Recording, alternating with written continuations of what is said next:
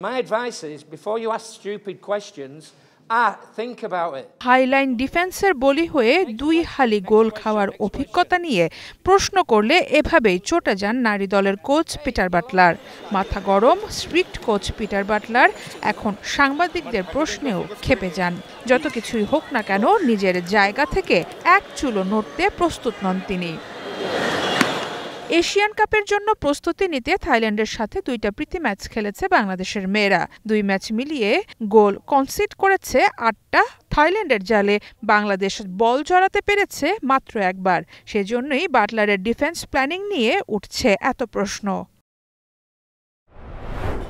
বাংলাদেশের হয়ে ঋতুপর্ণা তহুরা, শামসুন নাহাররা 2 ম্যাচ খেললেও থাইল্যান্ড মূলত পরখ করেছে তাদের বেঞ্চের ফুটবলারদের।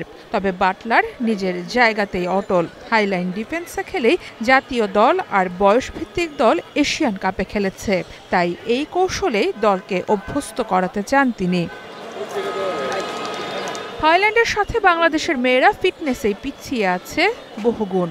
বাটলার সিনিয়র প্লেয়ারদের সাথে সাথে জুনিয়রদের ম্যাচ টেম্পার পরখ করেছেন ঠিকই, কিন্তু মোটা দাগে চোখে পড়েছে এক্সপেরিয়েন্সড প্লেয়ারদের অভাব। প্লে মেকিং কিংবা ম্যান মার্কিংয়ে বেশ পিছিয়ে ছিল আফিদারা। এক্ষেত্রে এশিয়ান কাপের আগে সাবিনা সানজিদাদের মতো খেলোয়াড়দের বিবেচনায় না আনাটা আসলে কতটা ফলপ্রসূ হবে। বড় মঞ্চে বাটলারের একগুঁয়েমিতে বাংলাদেশের কপাল না পড়লেই হয়। সারা মাহবুব, স্টার নিউজ।